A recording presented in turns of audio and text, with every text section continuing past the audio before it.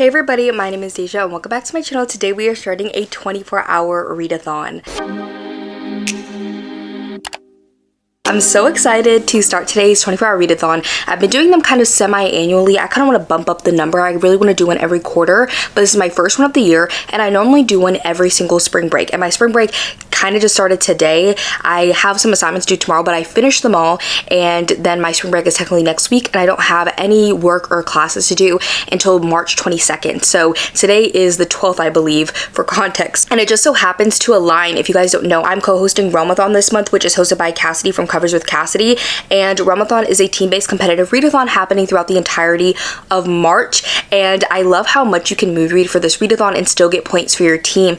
And this weekend, starting tonight at 7 p.m. Friday, going to 7 p.m. Sunday, we are having the Gala of Peace, which for every book that you read during the Gala of Peace weekend, you get an extra 10 points per each book. So I was like, okay, it's spring break, I was gonna do a 24-hour readathon anyways, and I normally always split it over 2 days because I need to sleep, so I normally do like 12 and 12. So since it's not like perfectly 2 days, I'm just gonna do the timer method over this weekend and do like a 24-hour readathon within the 48 hours and see how much I can read so I can get extra points for my team, because I've honestly been slacking this month. They've been carrying the team, not me, because I think I've only read 2 books so far.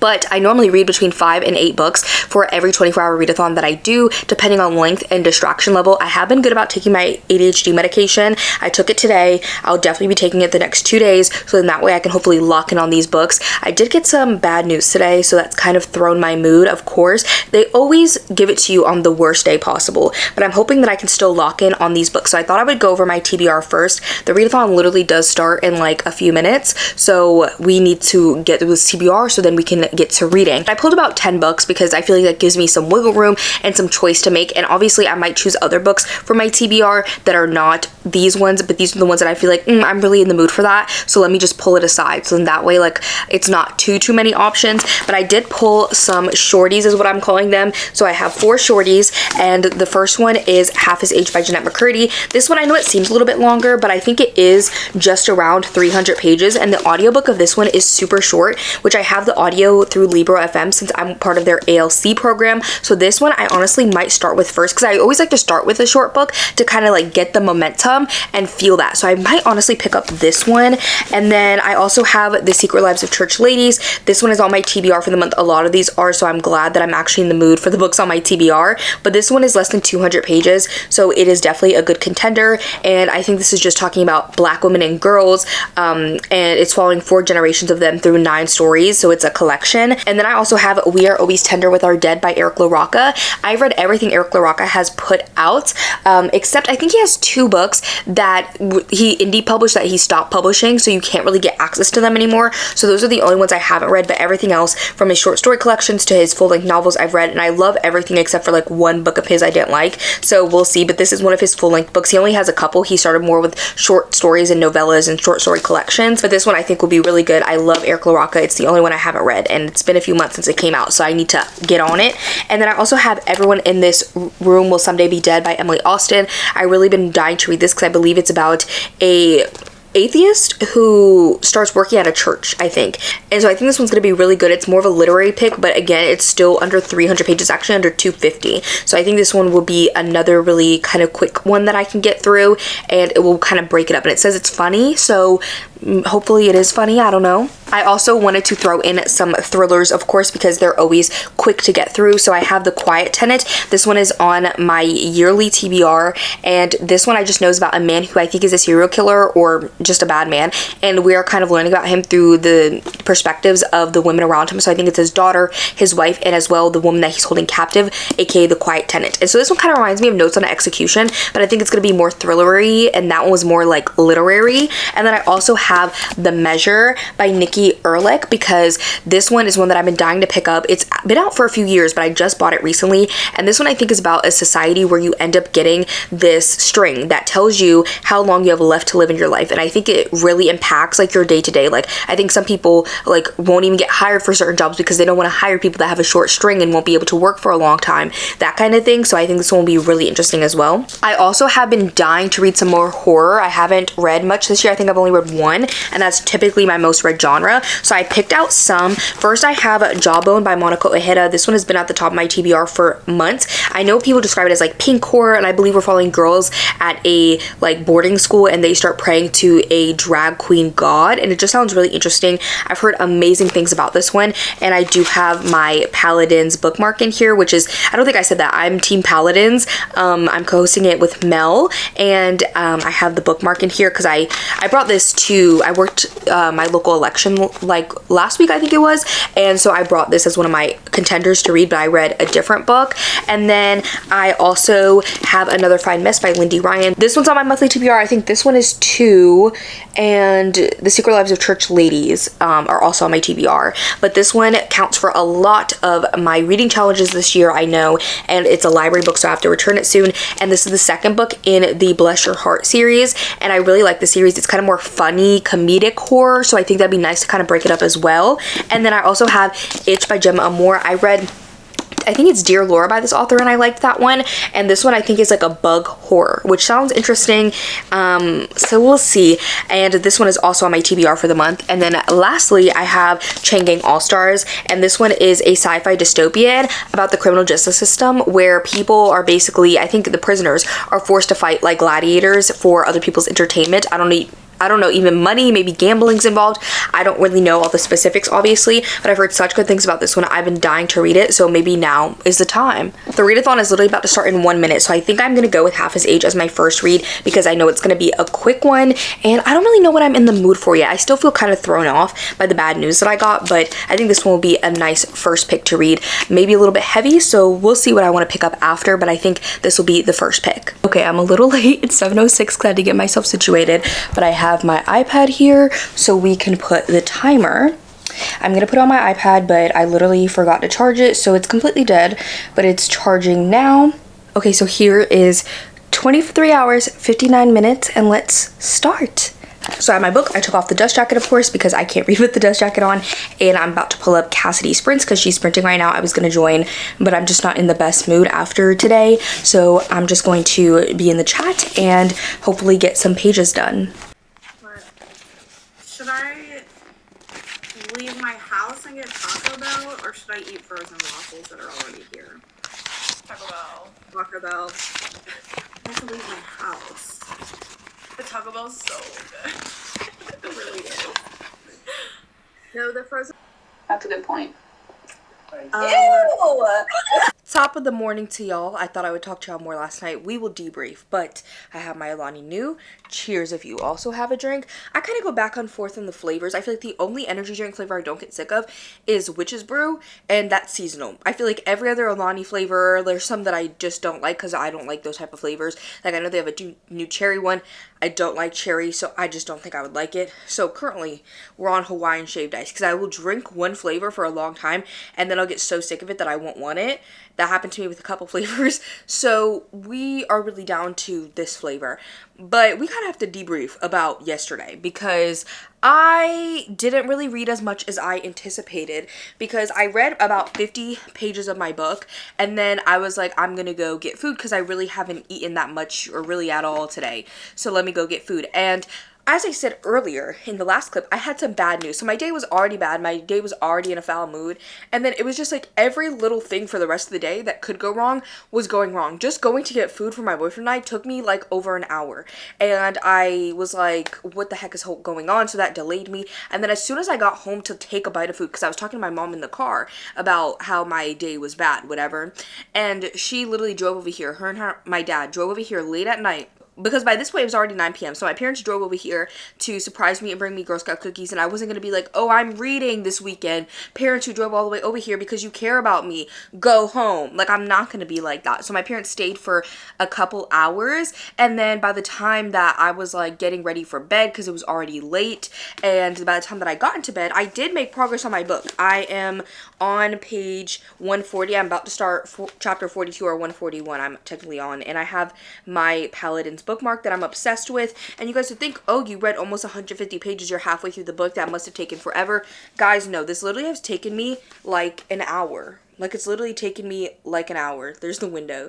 But I've only read for an hour yesterday. And I was really like planning on reading like 4 hours yesterday, because I was like, maybe I'll do 4 hours on Friday, 12 hours today on Saturday, and then 8 hours tomorrow on Sunday, because obviously it ends at 7 p.m. So I was trying to do my 24 hours within that 48 hours and end by 7 p.m. on Sunday. But we might have to extend the readathon past the 7 p.m. But of course, if I don't read a book by 7 p.m. on Sunday, I'm not going to submit it for extra points. Just because it's during my own 24-hour readathon that I've extended a little bit, I don't want to like cheat the rules and like try to get extra points for my team. Of course I won't do that. Let me just say that.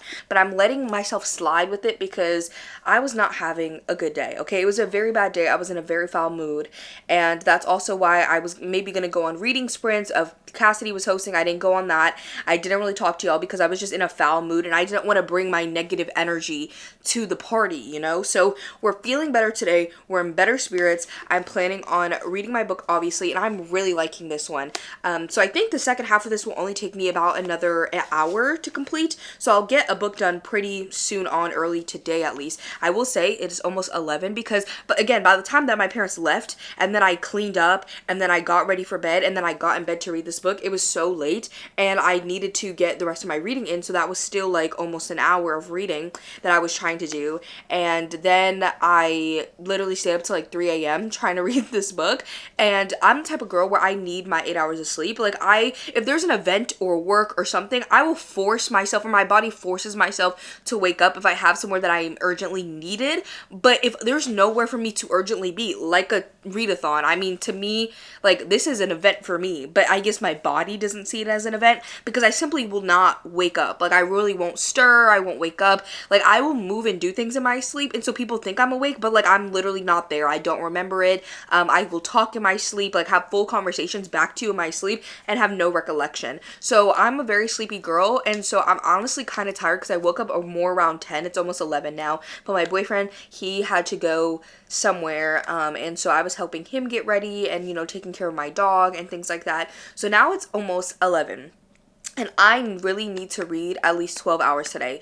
But Half His Age by Jeanette McCurdy is a very interesting read so far. It flies by so quickly because the chapters are incredibly short. Like, this is one chapter. So this page and this page right here, that's one chapter.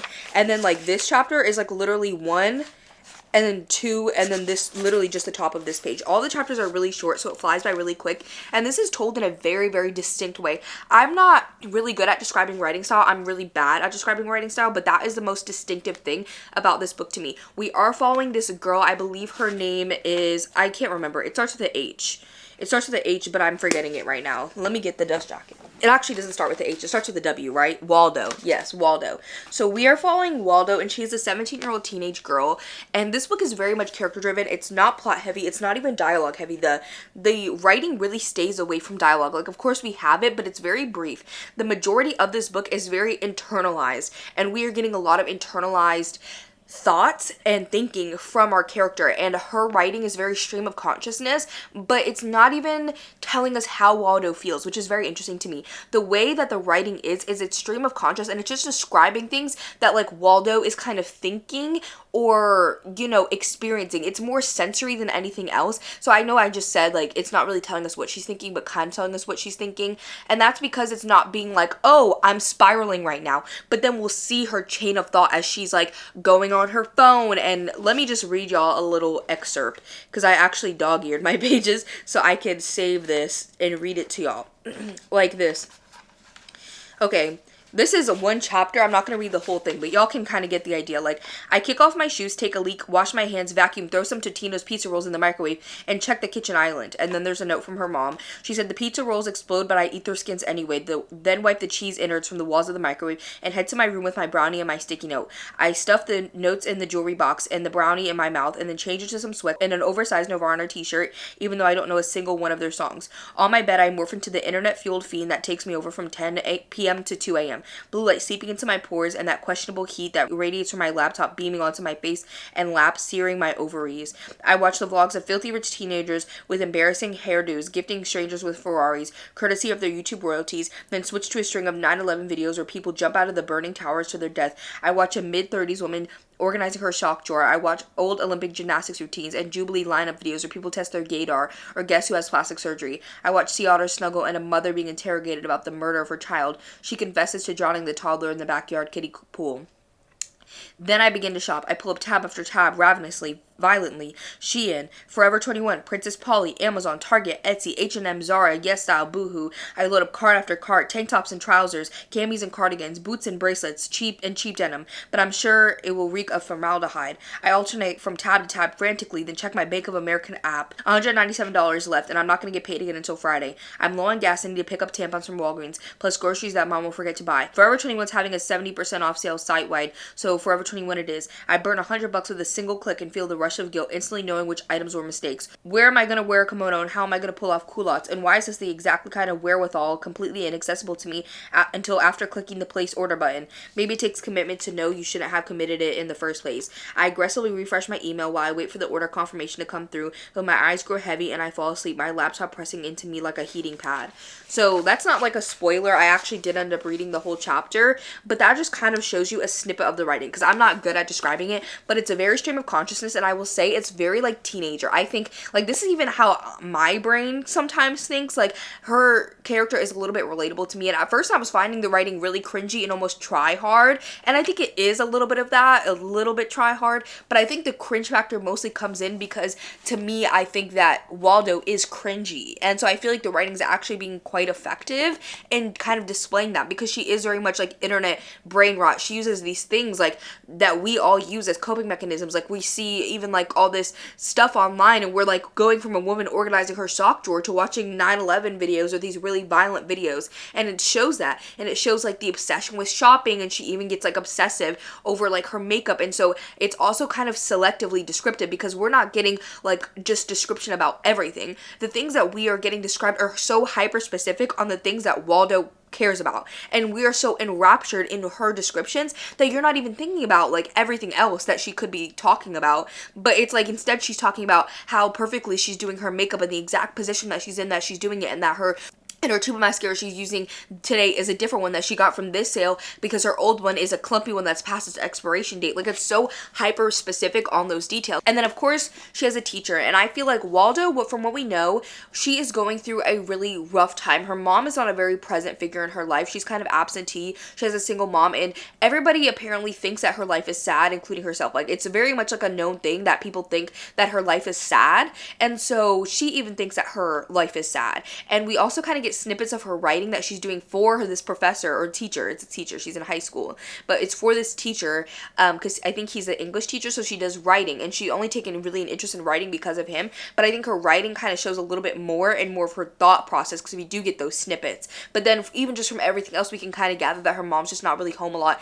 doesn't really pay much attention to her, and hasn't, and focuses more on like boyfriends and things like that. And so I think Waldo kind of feels like she doesn't have a sense of control, and she's looking for someone to love her, so she latches on to this like high school teacher, but he obviously probably also has an attraction in her, and they may or may not strike up a relationship, and that's what this book is about. But it's also about Waldo and what she's going through, and I think why she has fallen prey to this man, or even pursued this man who's so much older than her. She's literally half his age. He's like what, 34, and she's 17, and he's married, and they are doing things. But also it literally says that it says like Waldo is ravenous, horny, blunt, naive, wise, impulsive, lonely, angry, forceful, hurting, perceptive, endlessly wanting. And the thing she wants most of all is Mr. Corgi, her creative writing teacher, with the wife and kids and the mortgage and the bills, with the dead dreams and the atrophied looks and the growing paunch. She doesn't know what she wants from him. Is it his passion, his life experiences, the fact that he knows books and films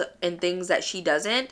And it goes on a little bit. It says it's a rich character study of a yearning 17-year-old who disregards all obstacles or attempts to overcome them in her effort to be seen, to be desired, to be loved. So I think that's really like the core of the story. It's a character study exploring Waldo and why she wants to be loved, how she wants to be seen, all of those things, and the person that she's kind of seeking that in and has kind of latched onto because nobody else in her life really gives her any attention. And she's like, someone finally sees me, and she latches onto that, and they have like this inappropriate relationship. It's very good so far. I'm liking it a lot. I am about to start my timer and get to reading and not really hopefully pause it too much today, so we can just kind of read our way through the day.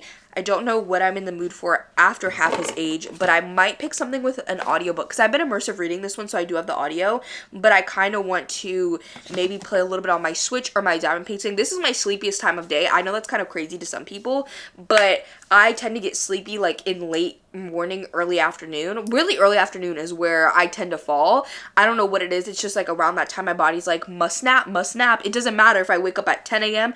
by 1 or 2, I'm like, I need a nap. Like, it doesn't really matter. So that's like my roughest point of the day. But once I make it over that hump, like I would say once I make it over to like 4 or 5, 6 p.m., especially once it starts to get dark, which now it doesn't even get dark till like 7, then I start to wake up a little bit. So I think I'm gonna finish my book, and then I want to like obviously do my hair, get dressed, even though I'm not really going anywhere. I just like to do that, you know? So I'm probably gonna pick something with an audio as well, so then that way I can get ready, and then maybe I could do some diamond painting or play on my Switch while I continue to listen. Okay, we are about 2 hours in now. We're at 21 hours, 52 minutes left to go.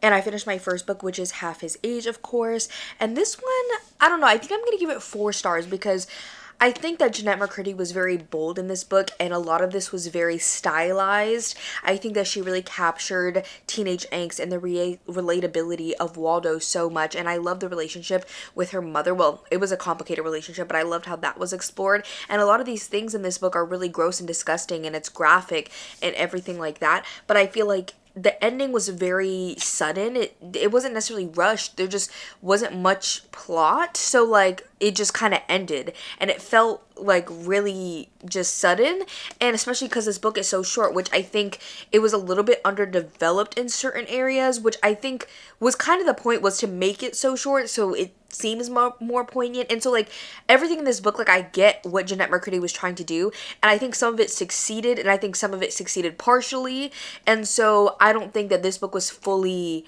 like a 5-star for me. And I didn't realize how divisive this book is. I've looked at some of just my friends like star ratings, because this is literally a book, I think one of my friends, she said this is anywhere between a 1 and a 5-star, and that's honestly like how I feel.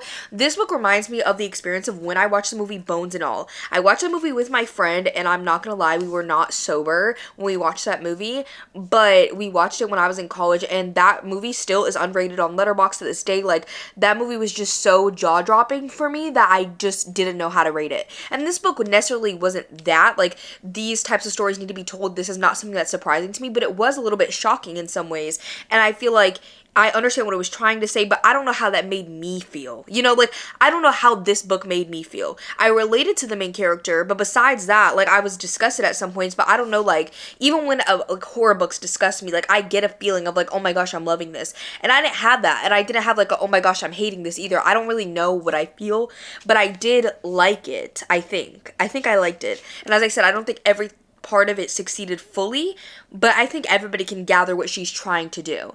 And as I said, I didn't realize, like, I have friends that have rated this 5 stars and like, this is like a masterpiece, I love this book, all the way where I see multiple people giving it 2 and 3s and 4s, like across the board. I have like lots of ratings for every reading from all my friends, so I'm like, this book is very divisive, but I did like it. I wouldn't unhaul this. I feel like this is one that I would also reread. It is a very, very short read. It looks longer than it is, okay? Especially if you have the audiobook. The audiobook is less than 5 hours, so it's quite short if you want a quick read and you can handle this material, because it is very triggering and it is very graphic, especially sexually. This is not smut, I will say that. It's not smut. And I think it is to make a point of how shocking this relationship is, and the sexual elements are almost told from a very detached point of view. A lot of this book, I feel like, is very detached for being so emotionally charged. It's very hard to describe, but I feel like the sexual encounters are definitely a little bit more detached. Like, it's not clinical quite, but it is like almost getting there. You know what I'm saying? I think I want a thriller book, so I have these two, and the audiobooks for both these were available from my library. So I have both these audiobooks. They're about the same length. And what I was going to say, I forgot to say earlier, is I explained all the books that I explained to y'all to my parents yesterday when they came that I was like potentially going to read, and they said that they were most interested in these two. Like I asked them if there was like one book that they were like, you have to read that, and they said these two. I don't really want to read another shorty so close to the other ones. I kind of try and like to spread them out. So I think we're gonna go with The Quiet Tenant because both my parents really like this one. My mom was gonna choose this one too, but I was like, no, dad already chose that one. You have to choose a different one. So then she chose the Eric LaRocca, but this is gonna be my next one. Also, I showed them that, like, literally, look, I'm so sad. Maybe I have to tape it from the inside, but I am really excited to get into this book because I've been really wanting to read it. I hope that it is not too slow. I hope it's a little fast-paced, but I know this is not like the most fast-paced thriller, so if it is slow, we might have to readjust because I don't know if I can really read something slow right now, but at least I have the audiobook, so I'll probably like immersive read, maybe do some other stuff, and I am gonna get ready for the day, as I said, even though it is like 12:30 already, but it's a Saturday, you know, you're allowed to stay in your pajamas late any day, but especially on a Saturday or a Sunday. It's much later in the day now. I'm so sorry I've been terrible at updating, and honestly, I've been not doing good at reading anyways because my friend Nakaya called me, and I love her, and I literally told her last night that like I was doing this 24-hour readathon this weekend, so I couldn't talk yesterday, and she forgot, so she called me anyways, and I felt bad because, you know, when you're like your friends who don't really read or, you know, aren't really like online in the same spaces that you are, and you're like, hey, can you not call me for 3 days because I'm doing a 24-hour readathon? They're like, what? And her and I almost talk like every other day, if not every day. So I knew she was going to call me sometimes during this weekend. She won't call me tomorrow, I can guarantee that. So I'm free from the calls for the next little bit. She's the one that calls me the most. So I think I'm free for the rest of the weekend from calls and disturbances. I handled my family, I handled my friends, everything's handled. So now I can actually focus on reading because we are a little bit under 5 hours done now, and it's literally almost 6 p.m. This is crazy. I actually got ready. As y'all can see, I got ready, and that's when Nakaya called me, and then I went on a walk, and that's where I got a lot of reading done for this because, as I said, my library had the audiobook. So I listened to the audiobook on my walk. I got in my steps, which is so nice, and it was such a lovely day today. It's like 70 degrees outside. When the sun's on you, it's a little bit hot because I'm honestly like, I like a cool walk. Like a 50-60 degree walk is my perfect walk. I'd rather be cold than be hot. So I was a little bit toasty because like half the walk is directly in the sun, and then the other half is completely shaded. So I was like waiting for the shaded part. But as I said, I made it quite a bit into The Quiet Tenant. I am about 60% in, which is page 174. I'm on chapter 43. I'm about to start it. And this book is really interesting so far, and I think if you do like Notes on Execution, or even if you didn't, because I didn't love that book because I thought it was going to be more of a thriller, and it ended up being more of a literary book. There was no thrilling elements to it besides the fact that I was exploring a serial killer. This one is told kind of similarly. It's less literary, but it also has a little bit more of a thrilling element to it. In this one, we're following 3 women that are all related to the serial killer. So the main woman that we are following is the woman in the house, and she is basically this man. He is a serial killer and a kidnapper, and he's been doing this for years, and he did it before this woman, he did it after. But what makes this woman different is it's the only woman that he's hold on to for a long period of time. So I think at the beginning of this book we find out that she's been in captive for about 5 years, and the big catalyst of this book is that she has been kept in like a shed on the property, I think, away from everything, so nobody like knew she existed. But then the man and his own child, whose 13-year-old daughter, they get evicted from their home because his wife, she died from cancer, and the wife's parents are the ones who actually owned the house, not the like them or him. So they are selling the property, and from what I know, I don't think they ever really liked him. So they got evicted, and he was like, what do I do? Like, I guess he's kind of attached to her, so he didn't want to kill her. So when they moved, he didn't have a place to like put her. So now she's like in the house with him and his daughter, and he's telling her his daughter that she is just basically somebody that is like their friend, and he's like helping her out and giving her a place to stay because she doesn't have anywhere to stay, and she needs to get on her feet. And that's kind of like the story that he's telling her. But then obviously he keeps her chained up in the room. Like, he does not let her leave the house, which I don't know, I guess the daughter's just not clocking onto it because she's 13, and I guess, you know, she goes to school and stuff like that. But we also do get her perspective, the 13-year-old daughter, and then we also get the perspective of this woman. I think her name is Emily, and we get her perspective as well, and that is his new girlfriend. We actually started getting her perspective before she even met this man, and kind of a little glimpse into her world. And Emily's actually a local restaurant owner, and she works in like different areas of the restaurant, and it's actually really interesting seeing that too. It's kind of like this thriller, but like with a little bit of the bear mixed in. It's so interesting, like the combo, but I kind of like that added element of kind of seeing how to run this restaurant. I think it's very interesting, but we get their 3 perspectives, and that we also get the perspective actually of women that he has killed, of his victims. And so we also get their perspective, and most of the perspectives are in first person except the woman in the house. Like the main perspective of this is actually in second person, so it'll be like, you did this, you did that, as we like kind of saying like we are a victim, which I think is so interesting, because I think this book has a lot to say, but it's just not being as explicit with it, because it really is showing how a man who looks like an everyday man who, you know, has this big tragedy in his life, and literally the whole community comes to support him and his daughter, and like they're men that the community thinks are great men, and women who would never date a bad man date them, and like daughters have no idea who their father is sometimes. Like I think it really is showing that how everyday men can be the most insidious ones and hide the most insidious secrets, which I think is so true, because even like the men in my life, I feel like they don't understand, like, because they're like, the men that I know are good men, and I'm like, but you don't know that. Like, you just think because you know them that they're good men, but a lot of men have secrets. I'm sure there's stuff that you don't tell your friends all the time, and if you are killing and kidnapping women, I don't think they're going to be open about that, you know, because that's not the most acceptable in most circles, at least outward. I think it's so interesting to show how this regular everyday man who's beloved in his community, has a girlfriend, has a daughter, seems like a perfect family man who went through this tragedy, is actually this horrible man who is literally kidnapped, murdered, and raped women. And we are also, as I said, getting this woman's perspective, and she actually goes by Rachel. That's the name that he gave her. And Rachel, he thinks that she has been in captivity for so long that she's kind of like brainwashed in a way and won't try anything, right? Like he thinks, like, of course he's also threatening her with violence, so I think he thinks that she's just like, because she's trained up, she's been in his captivity for 5 years, and he's threatening her that she's not going to do anything, but she's slowly plotting her way to get out of this, and she wants to escape, and so she is literally like piecing that together, and that's where the thriller element comes in, because I think everything else is kind of more of a commentary to add to show that this is such a common occurrence, probably more than we think it is, or maybe not they're doing something this extreme, but a lot of things men do in the dark, and I'm not saying women don't either, but you know, a lot of men can do horrible things, I think. And so to show that in some perspectives, and then get like this kind of thrilling element, and then we're also getting the perspectives of the victims that he has killed, and that is also really heartbreaking to read, and a little bit graphic and disturbing, of course, because we're literally getting the perspective of some of these women's last moments as they're being killed by a man that they didn't suspect, you know, and that is such a scary idea.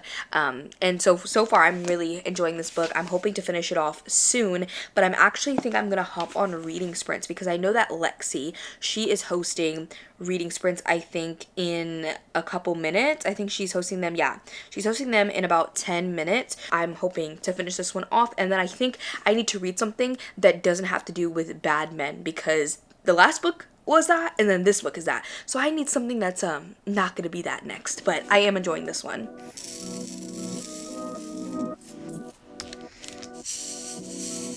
Taking you in this moment, come get close like your name.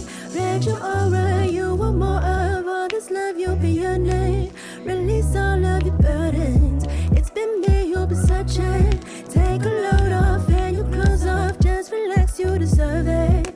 You keep me up at night, got you all on my mind. Seem like that's hard to find when they keep playing games. Gazing into my eyes, give me them butterflies. Take me from low to highs, what you hear every day. Can't get enough.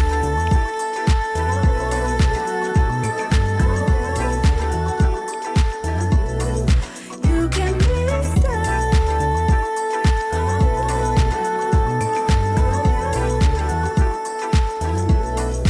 I'm more than a snack, I'll be your dinner. Got nothing to lose cause I'm a winner. I got everything here to offer, everybody else is a beginner. I do more than talk, you have to live her. Don't worry about me cause I'm a giver. Let I'm on reading sprints with Lexi, Mel, Cassidy, and Monica, and we've been doing sprints for almost 4 hours now, and I finished my second book, The Quiet Tenant, and I think this one I'm gonna give 4 stars. Did the last book I gave 4 stars too? I think I did. Yeah, I did. I've been giving out a lot of 4 stars lately, but I haven't had any 5 stars this year. This was a very tense, nail-biting thriller. It's very on the edge of your seat, and I think the content is so sinister because this man really seems like he's somebody's next door neighbor. I was looking at reviews a little bit because I just finished the book, and sometimes when I try to talk to a vlog after I just finished a book, it's hard to articulate my thoughts. So I was just like scanning through other people's reviews a little bit just to see what other people were saying. Someone described it as if Gilmore Girls with Luke as a serial killer and Lorelai was a bar manager, guys. And it's almost kind of like that. I think that the way that the story was told with the perspectives was so unique, and I really loved the way that it was done. So I think if you do like that element of notes on execution, but you want something that's a little bit more thriller-esque, pick this one up. I will say the only thing is, like, I think the middle lulled a little bit. It was very tense, but it was a little bit long, so I feel like the tension started to wear off by the end. Like, by the end of the middle section, I was ready for it to pick up the pace. I was ready for that because we were in the kind of slower, like, slow, tense building atmosphere for quite a bit, and not that that was bad, but I think because I'm reading this book all in one day and in a 24-hour readathon, I was expecting something that was going to be fast-paced from start to finish, and it wasn't that. It has more of like a slower atmospheric build, but I think that this one is still very fast-paced in a lot of ways. It just, I was ready for more action, and it was more of like slow tension, but that tension is still very anxiety inducing, especially because, again, like, I feel like most people would think that this kind of man is so unassuming and that he wouldn't do anything like this, and he had a girlfriend and a daughter who had no idea, and even a wife for so long that had no idea that what he was doing, and what he did behind closed doors was crazy and horrible and just not good. Okay, I feel like I'm a little high. There we go. It was just, I don't want to get too much into content. Gio's licking, so I'm sorry about that, but this book was just very, very tense. It was very tense, and I enjoyed it a lot. Now, though, I said, I really don't want to read something involving men. Okay, I really don't want to read something involving men because I'm over it. So I'm trying to decide what I want to read next. Y'all can see sprints behind me. I've been working on a diamond painting as well, but I don't really know what I want to read. I have all the books on the floor over here. I forgot to say, reading-wise, I am 8 hours in. I'm just about to hit 8 hours, so we still have 16 hours left to go. We have quite a bit, but at least I'm feeling energized. So I think to get more momentum after that book, maybe I could potentially read another shorty. I do have the Eric LaRocca, but I feel like the Eric LaRocca is going to be men queer, but still men. So I'm thinking my options are one of these. I could also do Itch, but I'm thinking one of these, but this one is so short, so I feel like I could literally knock this one out in like no time and then switch over to this one, or if I'm not in the mood for it anymore, something else. But I think I'm gonna go with this because it is just so short and it's like different stories, so I feel like it'll be kind of fast paced to read. So I think I'm just gonna knock this one out and get my third book done. So I'm about halfway done with The Secret Lives of Church Ladies. I've read 5 of the 9 stories, so I read over half of them, and we are just under, I think, 10 hours, right? Or just over 10 hours. We have a little under 14 hours left to go for the readathon. I'm still on sprints. These stories are really interesting. They're a lot more sexual than I thought they would be. We're following 4 generations of women and girls across kind of time as they just are having little snippets in their life, and we are following them. They all go to church or have some connection to church, but a lot of ways this book is critiquing church and traditional Christianity and how hypocritical people often are when using Christianity or, you know, like trying to preach towards other people. It really shows the hypocrisy of a lot of people who practice Christianity in this book, but then also a lot of these women, even if they do have faith, even if they do have religion, then a lot of times they do things their own way. They still express themselves how they want to. They're still free in ways that they want to be, and it talks about how those all kind of relate to faith. And the church and Christianity is just kind of like woven into the stories. Some have more, some have less, and this is definitely not like a religious fiction book. It's literary fiction.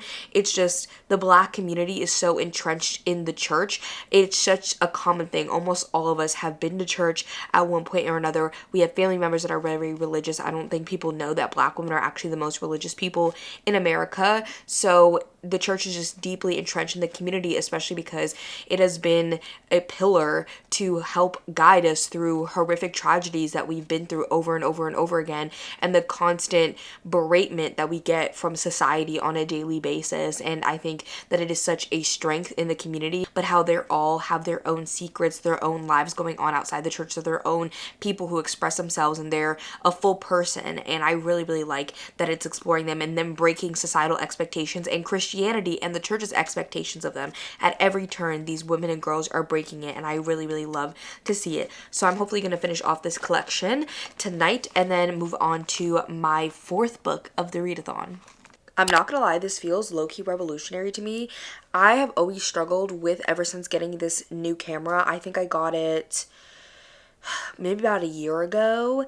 This one's more of like a vlogging type camera, and ever since I got this camera, I feel like it's always been too dark. I got another lens and it's supposed to let in more light, and I like this lens and it is brighter and it's better for other things that I want, but I was like, it's still so dark at night, and I literally have so many lamps in my room, and then I have to like maneuver the lamps to try and get more lighting, and then I feel like it makes weird shadows, and I messed with the settings and I researched it, and literally it's so much brighter. I try to color adjust my clips in my vlog sometimes to make them a little bit brighter, but this one should still be noticeably brighter than like the last clips, which is crazy because I was sitting way closer to a lamp and I have this backlighting, so that's kind of crazy. Actually, maybe we should change it to a fun color. What color, guys? Let's do the pink. Let's do the pink. I finished The Secret Lives of Church Ladies, and I really like this one. I'm going to tell y'all a little bit about each story and also my rating. I have my notes here because I don't remember everything.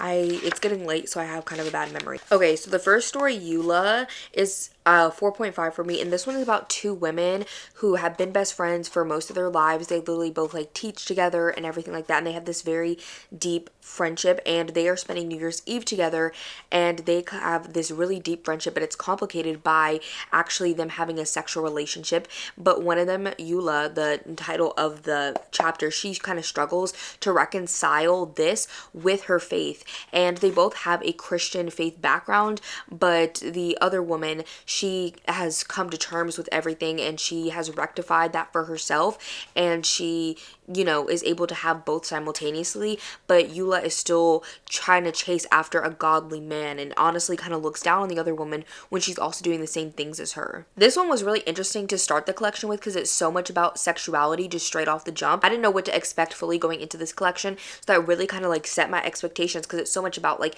self-acceptance and, you know, queerness, and how to reconcile that within the church, because the church is so foundational to the Black community, and, you know, the struggles that some people have with that. And I thought it was really interesting to show kind of both sides of that, of someone who, you know, has accepted it and then someone who hasn't. And I think that was such a interesting juxtaposition. The next one, Not Daniel, was a 4-star for me. I think this one was the shortest one in the collection.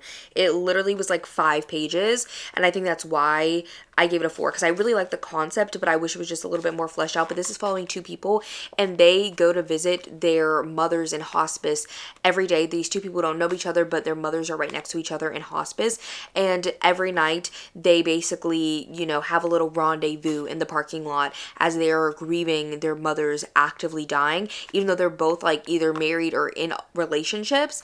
And it's kind of like their way of coming to terms with their mortality, and, you know, kind of getting a little bit of comfort in each other, obviously, though they are cheating. And this one was just interesting to think about grief and mortality and having this hospice situation. I just feel like these stories covered so many different types of things and so many different experiences in such a short page count, and I really loved that. The next one, Dear Sister, was a 4.5 for me, and I really like this one because it was written as a letter, because we are following 4 half-sisters who all come together because their father has died. So they all have the same father, but they have different mothers, and they found out that they have a 5th sister, but they don't really know much about her, so they're trying to, you know, reconnect with her after their father's death. And this one obviously talks so much about sisterhood and, again, grief. There's a lot about parental relationships in here, so if that's something that you struggle with, you may or may not want to read this. You know, for some people it's going to be cathartic, some people it might be triggering, so it kind of depends. But everybody in here who has a parental relationship, it's complicated, and I think that is, you know, interesting. And plus, again, I think in the Black community, family is so important, and your parents are so important and foundational in you know, your upbringing and like whoever raised you, if it's whatever parental figure you have. And there's so much variety in the Black community, and so that was really interesting to see too.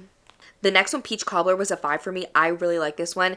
This one follows a girl, and she has a very toxic relationship with her mother, and she's like a child in her mom's house. She's probably like in middle school or early high school, and her mom actually bakes peach cobbler, I think, every Monday for the reverend that she's having an affair with. Like, he's cheating on his wife with this woman, and he's the reverend of their church, and she kind of struggles with this a lot, but then also she really wants her mother's affection, and her mother doesn't give that to her, and her mother might push her into, you know, getting more involved than she would like to be, and kind of the repercussions of that. This one had so much again to say about parents, and a lot of these ones do have to do with like parents aging and getting older, and so it was nice to see like a mother-daughter relationship in this that was still complicated, but like, you know, not death related, you know, just more earlier on. But this was a very complicated mother-daughter relationship, and it was really interesting to explore. The next one, Snowfall, was my least favorite. I give this one a 3. This one's following 2 women who move up north, and they are an openly queer couple, and they're from the South, so they didn't get to do that before. But wherever they moved, like, they're getting snow, and they're not used to it, and it's making them miss home and being in the South, even though they have complicated relationships with their mothers and families, and so they're trying to like make a home where they are, which I really like the meaning of that. But I just was like, compared to all the other ones in the story, it just didn't pack a punch for me. Like, I love seeing this openly queer couple get to be openly queer, because they didn't get to do that in their hometown, and like those feelings of like, you love your family, you miss your family, even though when they don't fully accept you, and even when you have a complicated relationship. And so I really liked seeing that. But, you know, it wasn't my absolute fave. It was my least favorite of the collection, actually, but it's still a good story, to be honest. The next one, How to Make Love with a Physicist, I gave a 3.5. This one's following a woman who she kind of struggles with intimacy because of her mother's values around it related to religion and faith, and how those were really pushed onto her, and her kind of trying to again reconcile that as an adult, especially now that she is dating a physicist, and she's actually like a science museum professional, I think is what it's called, and he is a physicist. And so I really kind of like those science elements, but it's just her kind of coming to terms with her desire and, you know, coming into that part of herself. And so this one was good, but again, I feel like some of the other ones packed a little bit more of a punch for me than this one, but it was still a good story. The next one, Jael, was a 5 for me. I really like this one. We're following a 14-year-old girl, and we're actually reading her diary, and she is a young queer Black girl, and she writes in her diary mostly about how she has an infatuation with the preacher's wife, and also how she's best friends with a woman, or a girl, she's 14 as well. She's best friends with a girl who's in this kind of dangerous relationship with an older man who's like literally 35, 20 years older than them, yes. And then her great grandmother who helped raise her, she is reading the diary, and we're hearing her responses to what her granddaughter is writing about and the experiences that she's been going through. And this one was so powerful. I really liked this one. This one had so much talk about like generations and the separation of generations, and how it's so hard to connect across generations sometimes because we have such different values and just grew up in completely different times, and the way that we think is just completely different because the way society has changed in the past even 50 years, I feel like, is unlike any other 50 years in society, because there was just so much technological change at once that it really is such a drastic difference to how things kind of were even in the past 100 years. I would say it's just like the biggest shift in society completely. And so that change really does cause generational conflict. And also this talks about obviously like queerness and, you know, exploring that as a young girl, especially in a Black environment where they tend to be very religious. And so I thought that story was really interesting as well. It was just exploring stuff that I think is not talked about enough, even just like older men preying on young girls, and that is also an extremely prevalent issue that we don't talk about enough, you know. And so this covers so many different things. So Dear Sister was interesting because it was a letter. Jael was interesting because it was like a diary and then someone responding to the diary. And the next one was also formatted very interestingly. It's instructions for married Christian husbands. This one is an instruction manual written by this woman because she regularly has affairs with married Christian men, and she is writing an instruction manual to them and is basically calling out a lot of their hypocrisy, especially in the Christian community, and how a lot of people perform being religious but don't actually follow the practices in their own personal life, and again, like the hypocrisy of that. And this one was just so funny and it was so interestingly formatted. I've never really read anything like it, and so I really liked that story. The last one is When Eddie Levert Comes, and this one I gave a 4.5. It's following a girl who was literally abused and neglected by her mother as a child, especially compared to her brothers, specifically because she was darker skinned, and like she is referred to as daughter in the story because that's all that she was really called as a kid. She literally had to say her name out loud every once in a while to remind herself of her own name, but her brothers would be known by their name. She was just called daughter though. Like that's how bad it was. And now she is her mother's caretaker who has dementia, and she's kind of, you know, trying to come to terms with what her mother did to her, but she's also caretaking for her, and she also has this dementia and doesn't remember her daughter a lot of the time and thinks her daughter's just like a caretaker or like a home help aide.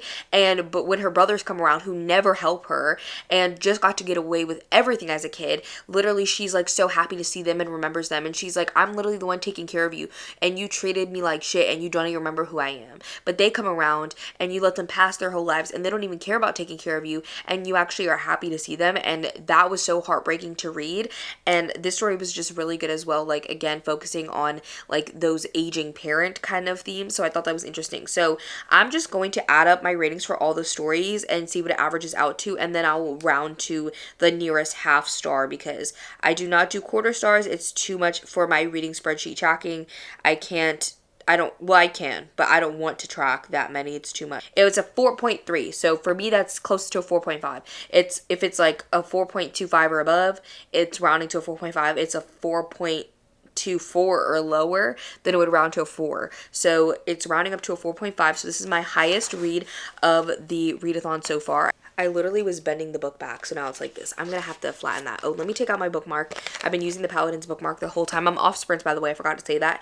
And I have 12 and a half hours left, so this did take me a little bit longer to finish, but I was really enjoying the story, so I didn't really want to rush through them. I was kind of really like pondering them as I was reading. And so I have 12 and a half hours left, so I'm going to get ready for bed and then read a little bit in bed, and then I should be able to cover those 30 minutes, and then we could do the rest of the 12 tomorrow. And so I have to decide what I want my next book to be, and I honestly don't know.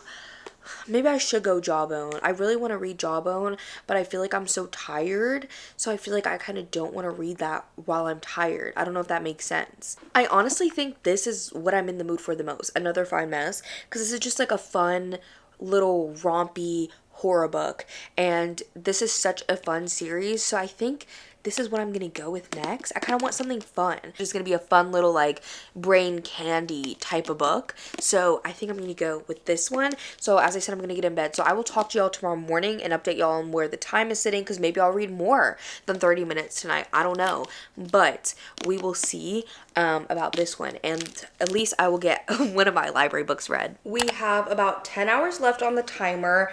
I have been running it this morning because I'm finishing this today, which is going to be past the time of the realmathon readathon, but I'm finishing the 24-hour readathon today. So last night as well, I read for like an hour and a half in bed, and so that knocked off a lot of time from the timer. I think that got me down to like 11 hours. So I've been running it today for only about an hour and 15 minutes so far, but I'm only like 67 pages into this book because I was dozing off so much. I was reading so incredibly slow. So I did get the audiobook of this book because I'm enjoying it so far.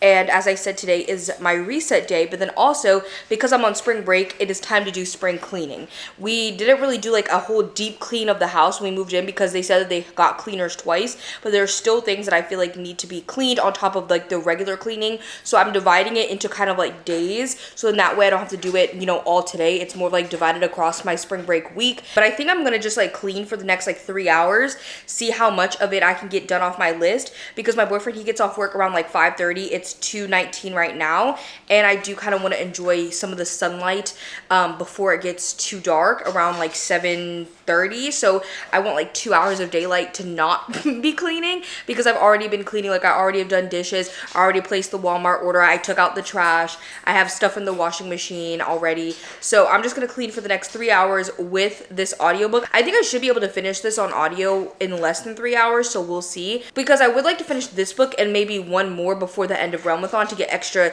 10 points on, because I'm thinking to do the Eric LaRocca, because as I said, I asked my parents, what books do you guys think I should be reading? And they said The Quiet Tenant, which I read, and then they said the Eric LaRocca. So I'm like, I really need to do the Eric LaRocca in honor of my mother. So I will be reading that one next after this one probably, so that way I can get an extra 10 points on it, plus it's kind of short, and then I'll see what I want to pick up after that. So in this book, I think I'm already like 25% of the way in, and this is the sequel to Bless Your Heart, which is this, sorry if you guys hear my dog eating, but this first book and this series basically follows these Evans women, and it is a matriarchal family. Like the men just don't really stick around long, so it's more of like these generations of women. I know that there's like, I think it might go to great-grandma, like great-grandma, grandma, mom, and children, and it has like at least 4 generations is what I'm saying, I think, at least in the first book. And in that one, a lot of like the younger generations don't even know, but their lineage were vampire hunters, and they hunt these things called the Strigoi, and they also run like a funeral home, so that's like their main thing. But in the first book, people start dying,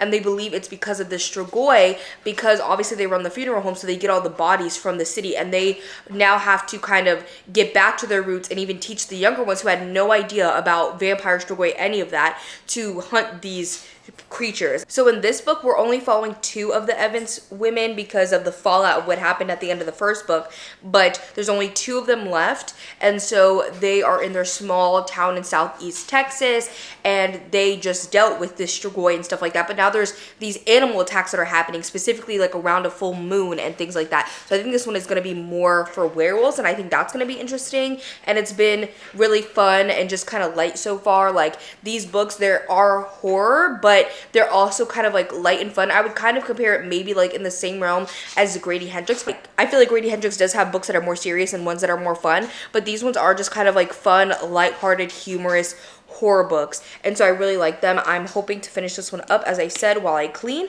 so I'm gonna get to doing that because I hate cleaning. Actually, I don't know, like I hate cleaning, but I clean like all the time, or quite frequently, I think more than I grew up with, because I also hate things seeming dirty or not being presentable. So it's like a double-edged sword.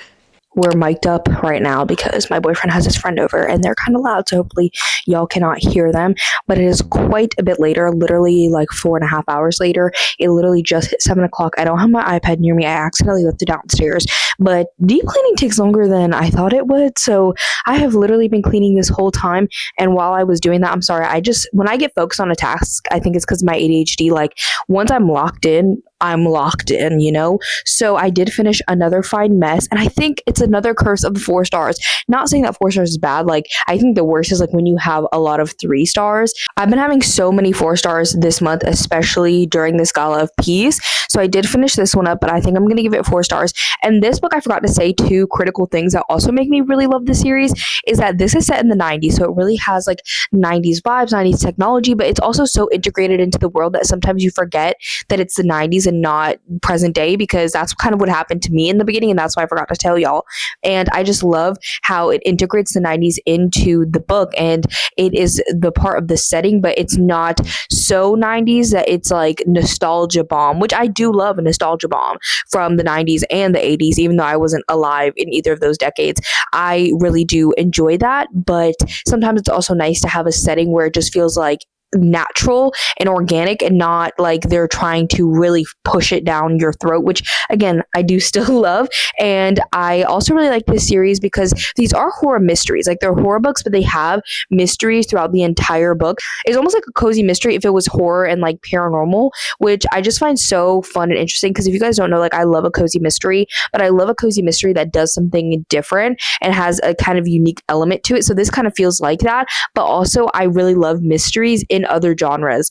The only real mysteries that I read are cozy mysteries, and besides that, I love like when a mystery is in a horror book or a fantasy or something like that. Like I love a mystery in a non-mystery or thriller, and so I'm really happy that this series has a mystery in it, and I really liked this one. I honestly, I don't know which one I like more. Probably book one I liked a little bit more than this one, just because it was the introduction to the world and it felt so new and just like what the heck. This one was still really interesting, and I liked kind of seeing the characters be more fleshed out and seeing more of their lives, and us kind of integrating more characters into the plot line and seeing different like relationships play out. I thought was just so fun. So I think I'm going to give that one 4 stars. And then what happened was I literally tried out so many books on audio. I was just trying to pick something else because I knew I wasn't done cleaning, but I was like, I need something else because I need to just get through and push through what I had on my cleaning to-do list for today. And so I literally think I tried the Eric LaRocca, which I keep calling it, I think it's We Are Always Tender with Our Dead. I think that's what it is called. I don't know. I even tried Jawbone, which I've been dying to read Jawbone, but I feel like I just couldn't lock in on it. And so I was like, I feel like I need something that's a little bit humorous, which I know I was saying with this one, which I did get that. But I was like, I don't know, like We Are Always Tender with Our Dead or whatever the Eric LaRocca is called. It felt so sad. It just felt so sad. And I was like, I just don't really want to read something sad right now.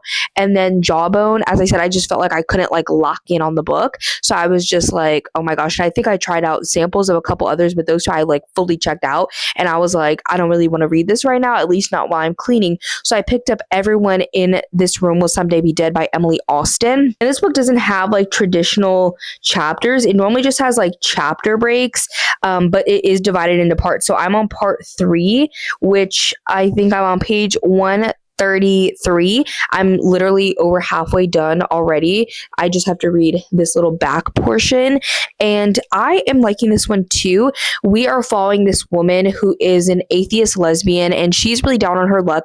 She got fired from her bookstore job, and she is really struggling with anxiety. She also is kind of a hypochondriac. I don't know if that's actually like the term that you would use, but she often thinks that there are things that are wrong with her body. I would also even say that she's probably neurodivergent, even though it hasn't been explicitly stated on page, but just with her thought process and the way that she thinks, it's very much giving neurodivergent to me as somebody who is neurodivergent and also taking counseling classes. And so she's really down on her luck. She's been kind of looking for a job, but she also has been going to the hospital for different things. And they've been like, oh, you might be having panic attacks. We can get you a referral to a psychiatrist, but then it just never ends up happening. So she is like, whatever, like I'm just not getting the help that I need. But then she sees like a flyer that's like, hey, do you need mental help services? Come see us at this address, whatever. And that's all that it said. So she went and she shows up, and it's a church. And when she goes in, they don't even ask her about that. They ask her like, hey, are you here for the job? And so then they interview her, and they were like, everyone we've been interviewing is really old, and our old receptionist, she literally died, and we want some fresh meat in here. Like we want some youngins, because he was like, can you literally work the internet? Like, do you know how to work the internet or like a computer, like any technology? Like, do you know how to work it? That's what the priest was asking. And it's a Catholic church. I don't know if I said that, but she is like, I guess this is a job. I'm young. They want me. So I'm going to say yes. And she says yes. And she poses as a Catholic woman because they're like, you're Catholic, right? And she's like, yeah, of course. I'm Catholic, of course. When she is a atheist lesbian. And then she just starts working at this Catholic church. And honestly, this is going to sound very weird, maybe, but I don't think I would have noticed unless I didn't read these two books so close together. But the writing in this one reminds me slightly of the writing in Half His Age, because you know the way that I was saying that it was very like descriptive in certain ways, and then also it didn't necessarily always tell us like what the character was feeling, or it doesn't explicitly state like what the character or the themes or the authors, like what we're supposed to learn. It's not telling us the themes, right? We just are getting literally this stream of consciousness. I think that's what it is they're both just kind of stream of consciousness, but that kind of specificity with the descriptions is kind of similar in both books, like similar intensity, but not similar in other ways, because I feel like that one was a little bit more hyper specific on certain things, and the way that it felt like it almost had like a rhythm to it, or almost like it was like spoken poetry. I didn't really say that, but it almost has like kind of a feeling to it that this one doesn't necessarily have, but this one feels like a stream of consciousness of a neurodivergent person, and that's really what it feels like to me. And I also really enjoy that, and it's obviously a lot more like lighthearted, because the things that are happening in this book are definitely not the same same caliber as half his age at all, but we are kind of learning about like death. That's what this book is. I didn't even really think about the title, but this book has a lot to think about mortality, because even in the beginning of the book, when the character, she's at like the hospital, she's like, I'm gonna die one day, like, because she was in a minor car accident at the very beginning of this book when it opens up, and she is like, I'm gonna die one day, like my arm is broken, like.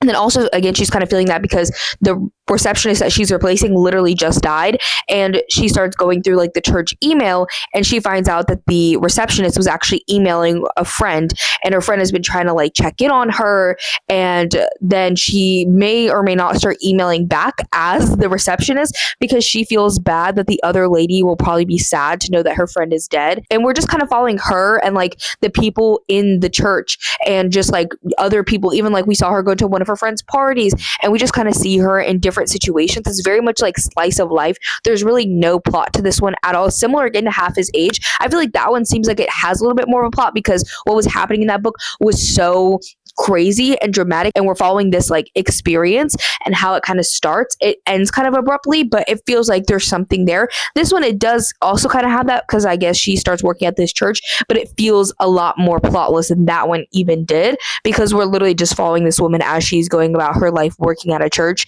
And like we see her again going to her friend's party, we see her where she is helping with the baptism at the church, we've seen weddings, we see her emailing this lady, we see her, she's like dating someone, so her kind of talking to them. But then also there's like a man from the church that is trying to like pursue her, and like she is trying to still be nice and like not draw suspicion that she's a lesbian, so she doesn't want to like outright reject him. This one is just kind of like an interesting book. I don't really know what else I would call it. It's like kind of fun, kind of lighthearted, but also is talking about like heavier themes, but in a very indirect kind of way. And yes, I didn't finish this book by 7 p.m., so I wasn't going to count it for points, but I literally just saw Cassidy. She posted it in the Discord. If you're in realmathon, you know that I'm not lying. You guys can vouch for me in the comments if you participated, but she said that if you read a good chunk of it during the Gala of Peace and you finish it up tonight or tomorrow, nobody's going to be mad if you submit it for 10 points. She just doesn't want us to abuse it. So since I read over half of this by 7, I'm going to count it, just because I feel like she said that we could, you know? Like, she explicitly went out of her way to send a message to say that. Now, I'm still going to probably try and pick up another read tonight, but I will not be counting that one since I didn't start it even at all during the Gala of Peace. I'm hoping to finish up this one, and then we have to see how much time we have left to dictate what other book I'm going to pick up, because I kind of want to pick up Jawbone, but depending on how long my break is, I might not be able to finish Jawbone in time, so I might pick up the Eric LaRocca, but that one is actually longer than I thought. I think that one is like a similar length to this one, and I've been doing a lot of audiobooks today. Even yesterday I did quite a bit, but I was doing more immersive reading, or like hybrid, where I would like listen to the audio for a little bit, switch back and forth between the book depending on what I was doing. But I haven't read it all physically yet today, so I think I'm going to pick a physical book to read after this one. But honestly, I'm probably going to immersive read the rest of this anyways too, but then I'm going to pick a physical book to round out our 24 hours. I finished Everyone in This Room Will Someday Be Dead by Emily Austen, and I think I'm actually gonna give this one a 4.5. I was honestly ranging, even in the end, like between a 3.5, a 4, 4.5, but the more I sit on this book, the more that I really, really like this book.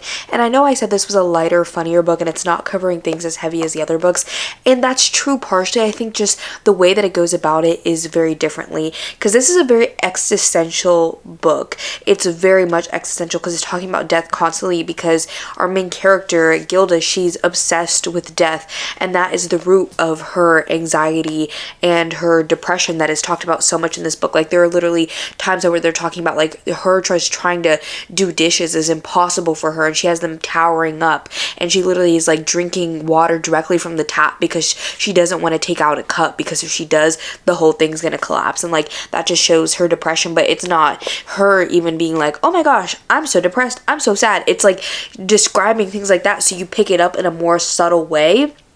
And then also her anxiety ruminates, and it is just constant throughout this entire book. That's even why she goes to the ER so much in general. They know her there even before she gets her arm broken or anything like that, because she's just so fixated on death and that we're all gonna die, and the fact that everybody that she knows is gonna die. But then she's also like, we are nothing, we are literally specks, we are just like literally bones inside a meat sack on a floating rock, and it's so existential in that way, which is so weird because I keep talking about this like a couple weeks ago. I think it was like 2 weeks ago at this point. I did a project on existential theory in my counseling class because we had to pick a character from Encanto, and then we had to, you know, we chose our theory based, like, it was just like a selection process. So like whoever made it there first to choose got to choose, but it was from a list, and I chose existential without even really knowing much about it. I know what existential was, like that word, but that theory really made me feel like,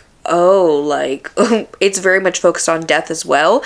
And so it's just so interesting to like have that more background knowledge now from doing that presentation that I did to like bringing that to this book. And it's so weird when things like that happen, because you know, like there will be like a word or a topic or something that you never have really thought about before, that you've never heard of before, whatever, and then all of a sudden it starts popping up constantly, like all of the time. Like even like people, like it'll be like, I've never heard of like this influencer online before, and then all of a sudden like one person shows them to me, and then I see them popping up everywhere, and it's like weird. It's probably just like algorithm stuff, but just like even in like real life, like that has happened to me, and it's just so strange when things like that happen. And this one was very funny and comedic, but it was just because Gilda gets herself in such weird, quirky predicaments, and she just handles things so funnily sometimes, even though what she's going through is not funny, because mental illness is something that, you know, should be treated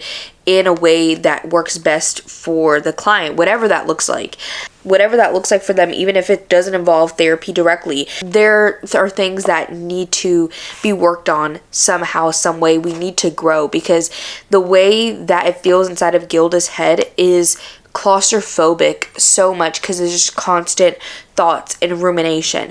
And I will say the past 10 months have been the most anxious 10 months of my life, and so I really understand where Gilda is coming from 100% completely, because that's where I've been the past 10 months. And so I really get it, not about death necessarily, but like the way that she talks, the way that she thinks, just all of that sensation of that anxiety. I know what that's really like now, and it's not a great feeling, and it's not something that you want to experience. It's very debilitating. And I thought I had anxiety before this. I was technically diagnosed with anxiety before these past 10 months, like even when I was a teenager, but I don't think I ever really experienced anxiety like I have the past 10 months. I don't even know I think that was just me being regular. I don't know. I don't know because it's nothing compared to what it is or has been in the past 10 months. It's been really intense, and so I feel like if you haven't experienced anything like that, it's very difficult. If you don't have anxiety, if you don't have depression, if you don't have any sort of mental illness in your life, in your family, even if you just personally don't have it, and even neurodivergence I think is great. Again, she's never said on paper to be neurodivergent, but she's very, very neurodivergent coded for me, with just the way that she thinks, her way that she interprets social interactions, and the confusion that can come around them sometimes, and the way that neurodivergent shows up in women is so different. To me, she just kind of aligns with that. So I think that if you don't know what it's like, this is a great book to kind of understand that. And if you do know what it's like, this can be very cathartic to read, because for me, it was almost like my anxiety is bad, but I was like, dang, this is really exhausting to read. Like, it's kind of exhausting to read because it's just so anxiety filled. Because, you know, it made me feel a little bit better about myself, because I'm like, okay, my anxiety isn't always this bad as hers is in this book, so it could be worse, kind of thing. It could be worse for me, because this was really bringing up some anxious feelings for sure. And I will say this did actually have a mystery in it, which I know I said I love mysteries in other genres, so this did have a mystery in it. I'm not going to say about what, because I feel like it's such a nice surprise, but there is a mystery in here. And I haven't really read much literary fiction that has like a mystery in it, or that feels like this. The only one that I can think of is Anxious People, which I feel like isn't even a mystery, but it kind of has that same kind of like light-hearted vibe, but like with a little bit of like, you know, existential and other things. And I feel like they just kind of have similar vibes and tone to me. But this was a really good book. I definitely want to pick up more from this author. I already have one of her other books. Oh, I accidentally changed my lamp. We're changing it to purple because I don't have my phone over here, and I only have the remote. I don't have the app. But see, I have Is This a Cry for Help? And this one I know takes place in a library. I think I'm really, really gonna love this one. I think it does have to do with censorship. So I don't think all of her books are necessarily like focusing on mental health or existential dread. I think that her themes kind of range. So if this one doesn't appeal to you, I can't vouch for her other books, but you may want to check out one of her other ones if this one seems like it might be triggering, because I can also understand that, like, if I even read this probably 6 months ago, it would have not probably have gone as well as it did today, to be honest. So I'm grateful for that. Now I will calculate the points, and I'll probably tell y'all tomorrow, like, the entire points wrap up, all that different stuff, and like just run over my ratings and everything. But I have about a little over 2 hours left on the clock because I did pause it to eat and stuff like that, but I think I can squeeze in We Are Always Tender with Our Dead. Eric LaRocca's books do fly by so fast. Even though this one's a little bit longer, I think that I could definitely read this in 2 hours, even though it does seem really sad. This readathon, I've been reading a lot of like heavy stuff, and I realized I read like 3 like literary or general fictions, which I just don't even read typically that much. So I'm like, okay, that's really interesting of me. So let's get back to our roots with a horror, but it's still like, maybe it's gonna lean more literary, I don't know.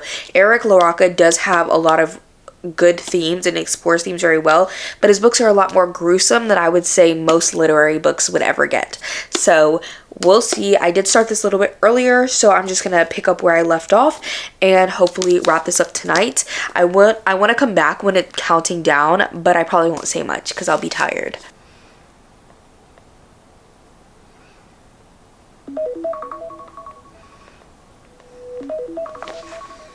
We finished. Yes, it's 1:31 a.m. when I finally finished, and with about 3 minutes to spare, I finished We Are Always Tender with Our Dead. I literally am so tired. I was scared I was gonna fall asleep and not remember what was going on in this book, but I managed to stay awake.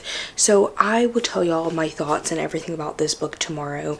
My rating, everything, I'll tell y'all tomorrow, and then I will also give y'all a wrap up of all the points that I was able to get for my team during this 24-hour, 48-hour weekend readathon type thing, and I will wrap up everything because I'm too tired to do it tonight. Okay, I literally need to go lay down immediately, but I'm so happy that I did this, and even though it went a little bit longer than I anticipated, I'm honestly still really proud of myself because I told you guys on Friday I had a really bad day, so I didn't really read much that night at all because that day was just honestly not good, and it was Friday the 13th. And normally I love Friday the 13th, but I think this one was coming from my throat. Okay, anyways, I finished 6 books for the readathon, which is really exciting. Even though I chose mostly shorter books this time, I try to do like a 50-50 kind of split between like shorter books and longer books, and I did mostly shorter books this time, but I think I kind of needed the momentum. But at least I'm starting to catch up on my Goodreads goal because I am a little bit behind for the year. Anyways, I need to go to sleep. I'll talk to y'all in the morning.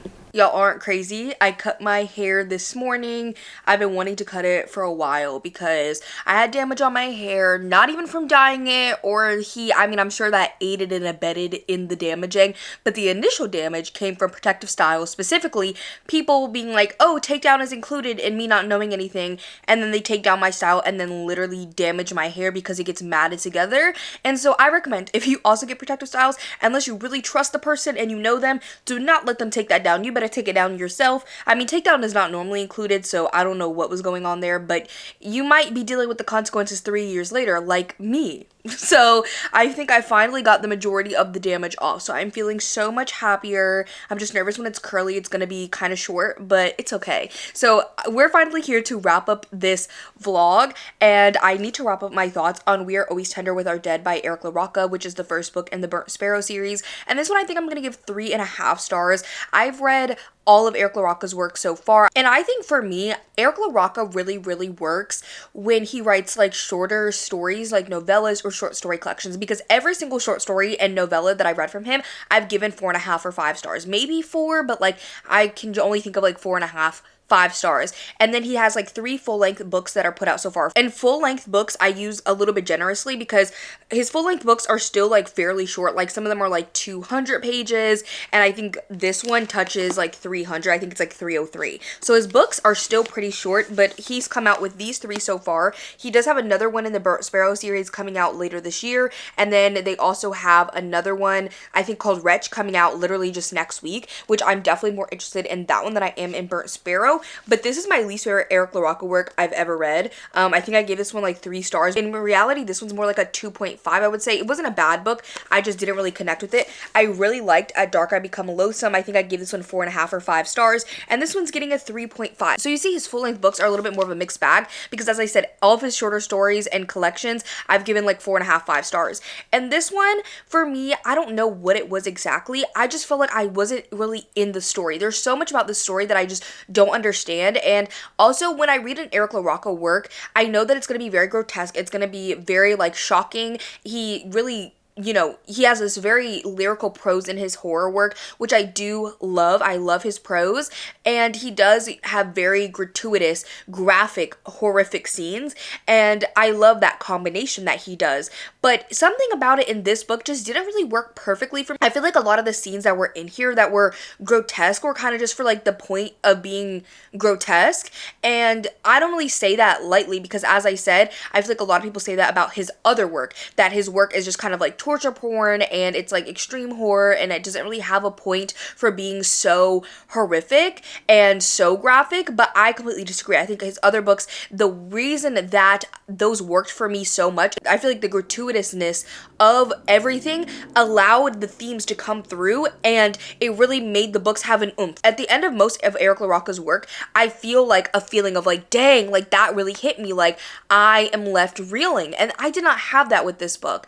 I did not feel like I was left reeling. I feel like the themes also weren't very strong. And honestly, I'm like, what even really happened in this book? And not in like a good way. Sometimes that happens in a horror book and you're like, oh, that was really good. But I feel like I didn't really have that in here. And I don't think there was anything like specifically wrong with this book. Like I really did like some of those horrific scenes. Some of the like imagery that he made in here will stick with me for a very long time.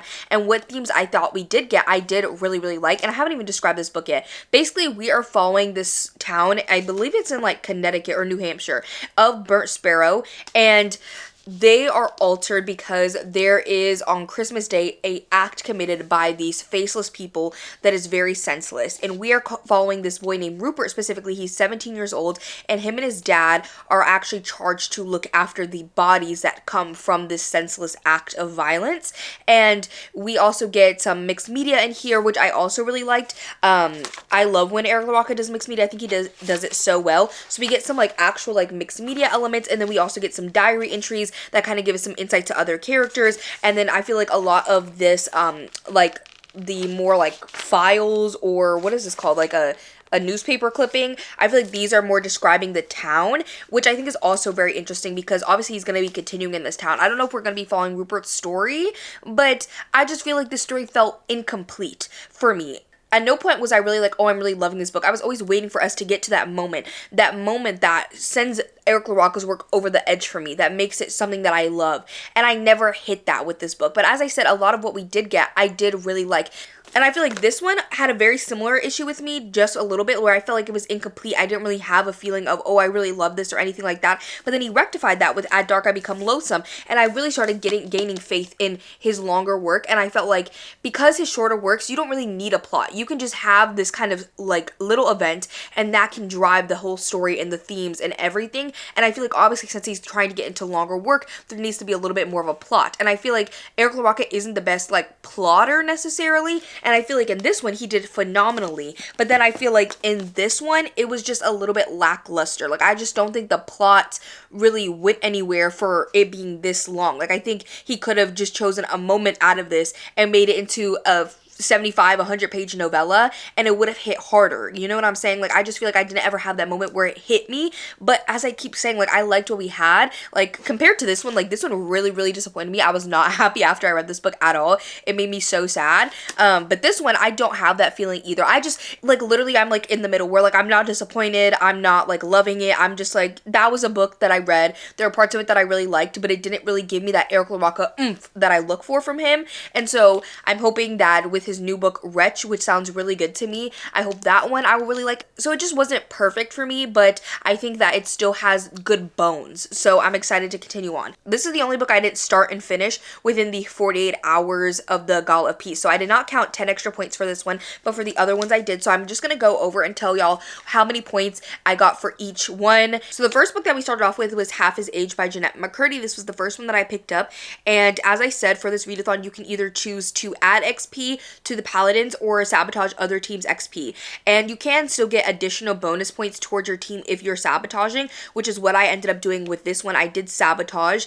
And so the prompts that I chose for this one was Magic Missile, which is roll a 6-sided die for how many words are in the title, and this one was -4 points. And so how this one works is literally whenever I was just like reading the book or picking it, filling it out, whatever, I would just like use her online die that she linked in the Google spreadsheet that Cassidy did, and I would just roll it and see if it matched the number of words. So I did roll a 3, and there's 3 words in the title.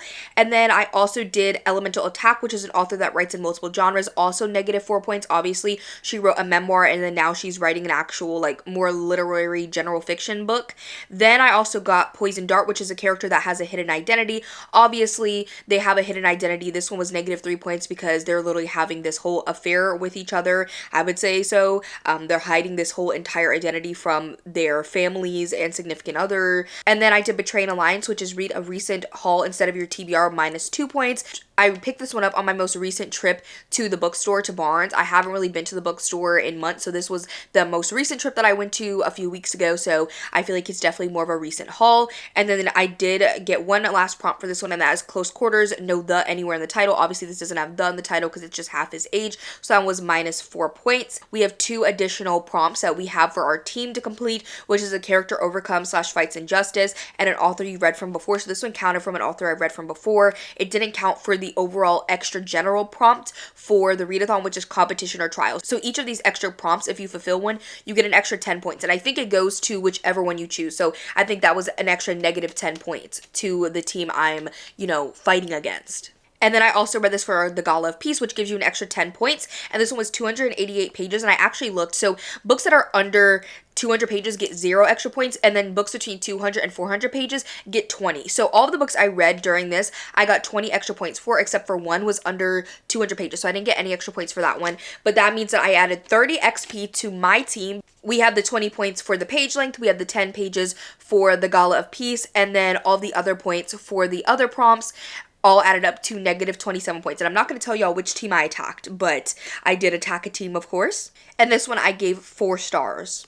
Then there's The Quiet Tenant by Clemence McKillen. This was the second one that I read. And this one I actually added XP to the Paladins. So I chose Befriended NPC, which is an author's name is on 2 lines of the cover, which is +4 points. So you can see it's on 2 different lines, not 1. Then we have Expose a Trap, which is a structural opening on the cover, +3. So you guys can see it counts like windows, doors, and there's a window on the shed. Then the next one was Explore the Map, read an author's backlist. This is not their most recent release, so that's +2 points. Then we have Upgrade Your Armor Class, which is a book with multiple POVs. It definitely has that, so that's +2 points. And then lastly, Successfully Parade, I think is how you say it, an attack, which is a fast-paced read. This one was a thriller, so I counted it for that, and that was +1 points. And then I did count this for a character overcome / fights an injustice, because literally they're taking down a serial killer, so I would definitely count that. I didn't count it for any of the other 2 prompts, but obviously I got extra points for the Gala of Peace, and I got an extra 20 points for it being 303 pages, so that added 52 points to my team. And this one I've given 4 stars, but I'm low-key debating between a 3.5 and a 4. So if you guys see my wrap-up, it might go down to a 3.5. We're somewhere in that area, so I'll decide eventually. And I also read The Secret Lives of Church Ladies, which I did sabotage another team's XP. I feel like the sabotage prompts are a lot easier because out of all the books I read this month, which is 8 so far, only 2 of them I've chosen to add XP. The other ones have been to sabotage, and I just choose whichever one gets me more points total. So for The Secret Lives of Church Ladies, prompt 1 one that I did was Glass Canyon, which is a 5-star prediction. I did predict this would be 5 stars because I've heard such good things about it. Then I did Critical Hit, which is read a book in one sitting, -1 point, which I did finish this one in one sitting. Poison Dart, which is a character has a hidden identity, -3 points, which it definitely has characters with hidden identities. Then Call Reinforcements, which is a book by a POC author, -5 points. And then lastly, Elemental Attack, author writes in multiple genres, -4 points, which she does. So then I also counted it for a character overcomes /fights an injustice, because they definitely do that in this book with the church. And then obviously I read this during the Gala of Peace. It was 175 pages, so I did not get any extra points for page length, but it added 10 points to my team for reading it during the Gala of Peace, and then it took away 28 points from one of the other teams. And I gave this one 4.5 stars. That one was the closest rating to the average of all of the stories added together. Then I picked up another Fine Mess, and this one I did Sabotage as well. So I did Magic Missile. Again, roll a 6-sided die for how many words are in the title. I rolled it and it ended up getting 3, which aligns with another Fine Mess. And that one was -4 points. Poison Dart, a character has a hidden identity. Of course they do. And here they're literally having a mystery.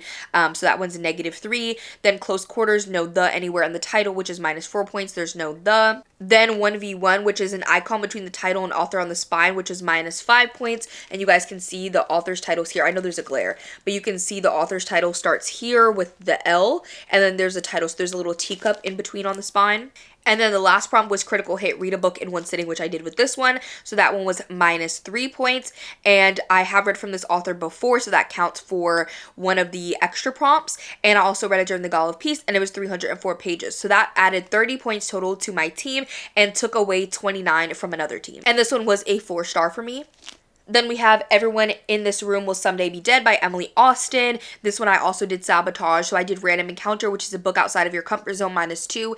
I just don't really read literary fiction like this very often, so I was a little bit nervous to pick it up, but I am really glad that I did. Then Poison Dart, a character has a hidden identity. There's definitely that in here, so that's -3. Then Critical Hit, read a book in one sitting. Again, -3 points, which I did with this one. Most of these books I read in like one sitting. Not all of them, but a lot of them I did because, you know, I was reading them so quickly for the readathon. Then I have Close Quarters, again, no the anywhere in the title. Surprisingly, with a title this long, there's no the in it, so that's -4 points. And then lastly, 1v1, which is an icon between the title and author on the spine. You guys can see again here, there is like a little rabbit between them, which is -5 points. And I didn't count this for any of the bonus prompts, but I did read it during the Gala of Peace, and it was 256 pages, so I added 30 points to my team's XP, and I took away 17 from another team. And then lastly, for We Are Always Tender with Our Dead, I did Sabotage again, so I did 1v1, an icon between the title and author on the spine, which is -3. So you guys can see, like, here's the author's name and the series name. There is like this little icon of a coffin and then the title. I did the Magic Missile one again, which is the rolling the die, and I think I actually did, because it's 1, 2, 3, 4, 5, 6, 7. It's 7 words, which is more than the 6-sided die, so I think I did a D10, and I ended up getting 7, so I counted it, and so that one was -4 points. Then Close Quarters, no the anywhere in the title, so that's also -4. Glass Cannon was a 5-star prediction, which I predict all of Eric LaRocca's work is going to be a 5-star for me because he has such a track record with it, but this one unfortunately wasn't, but that was still -3 points. And then Betraying Alliance, which is read a recent haul instead of your TBR. This I think is the book that I bought the most recently outside of book boxes, and so this one was -2. I think even including book boxes, I just received my book boxes after receiving this one. I didn't count it for any of the prompts, and I also didn't read this one during the Gala of Peace. I read it afterwards while I was finishing up my 24 hours, but it was 304 pages, so I added 20 XP for the page length to my team and subtracted 18 from another team's. If we just count the 5 books I read during the 48 hours of the Gala of Peace, I read 1,326 pages, but if we count my last book for my 24-hour readathon, I read 1,630 pages. I don't know what my max is for a readathon. I think I've hit 1,600 pages before, but I think this was pretty good. I have to look back and see how many pages I read for my last 2 24-hour readathons. I should definitely be keeping track of that. I just saw Gavin, he does 24-hour readathons a lot, and he's been keeping track of his pages to try and like see if he can beat his past ones. So I don't know if this is my record or not, but I had such a good time during this 24-hour/48-hour readathon. I really liked doing the timer method during this because, as I said, I was going to do a 24-hour readathon anyways, and it just so happened to align, and I wanted to do my 24 hours. I didn't want to just do a 48-hour readathon. So even though it kind of was a 48-hour readathon because I read it during that time period, I like to make sure I'm getting in a good amount of reading. And I think I'm caught up on my yearly reading goal now. If anything, I'm like one book behind. So I knew that's what my goal was, really, was to like try and catch up on my reading goal for the year. So I definitely did that, and I'm so happy that I was able to kind of like step up the amount of books that I've been reading. That's it for today's video. I hope that you guys enjoyed. If you made it to the end, you can leave the alarm clock emoji down below, and I will see you on the next one. Bye, everybody. I'm writing rhymes in the kitchen, soaking in moments we live in. Yeah, you got the nerve to be on me, taking your life for the urgent. If you got my number, don't have me, 'cause baby,